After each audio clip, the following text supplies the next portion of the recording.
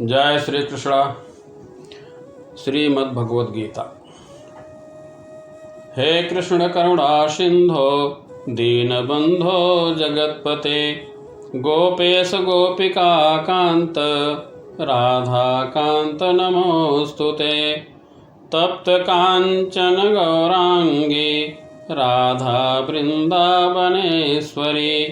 वृषभानुसुते देवी प्रणमामि हरिप्रिये। धर्मक्षेत्रे कुरुक्षेत्रे समवेतायुयुत्सवः मामका पाण्डवाश्चैव किम कुर्वत संजय दृष्ट्वा तु पाण्डवानीकं व्यूढं दुर्योधनस्तदा आचार्यमुपसंगम्य राजा वचनं ब्रवीत्। धृतराष्ट्र ने कहा, हे संजय, धर्मभूमि कुरुक्षेत्र में युद्ध की इच्छा से एकत्र हुए मेरे तथा पांडु के पुत्रों ने क्या किया। संजय ने कहा, हे राजन, पांडु पुत्रों द्वारा सेना की व्यूह रचना देखकर राजा दुर्योधन अपने गुरु के पास गया और उसने ये शब्द कहे। धर्मक्षेत्र शब्द सार्थक है क्योंकि कुरुक्षेत्र के युद्ध स्थल में अर्जुन के पक्ष में भगवान श्री कृष्ण स्वयं उपस्थित थे। कौरवों के पिता धृतराष्ट्र अपने पुत्रों की विजय की संभावना के विषय में अत्यधिक संदिग्ध थे। अतः इसी संदेह के कारण धृतराष्ट्र ने अपने सचिव से पूछा। उन्होंने क्या किया? वे आश्वस्त थे कि उनके पुत्र तथा उसके छोटे भाई पांडु के पुत्र कुरुक्षेत्र की युद्ध भूमि में निर्णयात्मक संग्राम के लिए एकत्र हुए हैं। फिर भी यदि उनकी जिज्ञासा सार्थक है, वह नहीं चाहते कि भाइयों में कोई समझौता हो, अतः वह युद्ध भूमि में अपने पुत्रों की नियत के विषय में आश्वस्त होना चाह रहे थे। क्योंकि इस युद्ध को कुरुक्षेत्र में लड़ा जाना था, जिसका उल्लेख वेदों में स्वर्ग के निवासियों के लिए तीर्थ स्थल के रूप में हुआ है।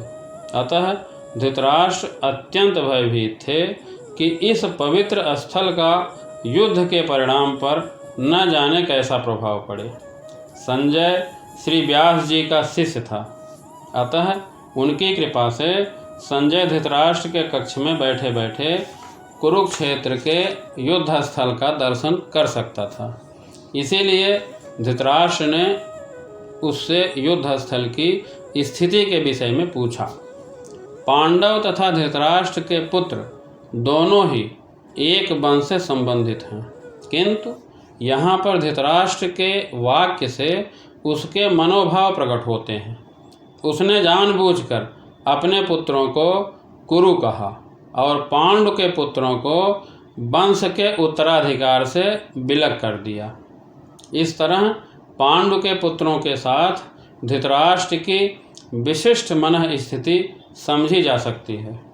जिस प्रकार धान के खेत से अवांछित पौधों को उखाड़ दिया जाता है, उसी प्रकार इस कथा के आरंभ से ही ऐसी आशा की जाती है कि जहाँ धर्म के पिता भगवान श्री कृष्ण उपस्थित हों, वहाँ कुरुक्षेत्र रूपी खेत में दुर्योधन आदि धृतराष्ट्र के पुत्र रूपी अवांछित पौधे को समूल नष्ट करके युधिष्ठिर आदि नितांत धार्मिक पुरुषों की स्थापना की जाए।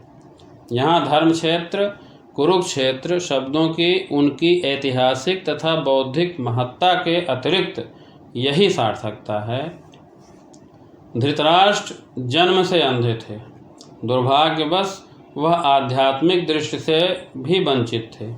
वे यह भी जानते थे कि उन्हीं के समान उनके पुत्र धर्म के मामले में अंधे हैं और उन्हें विश्वास था कि वे पांडवों के एक साथ कभी भी समझौता नहीं कर पाएंगे, क्योंकि पांचों पांडव जन्म से ही पवित्र थे।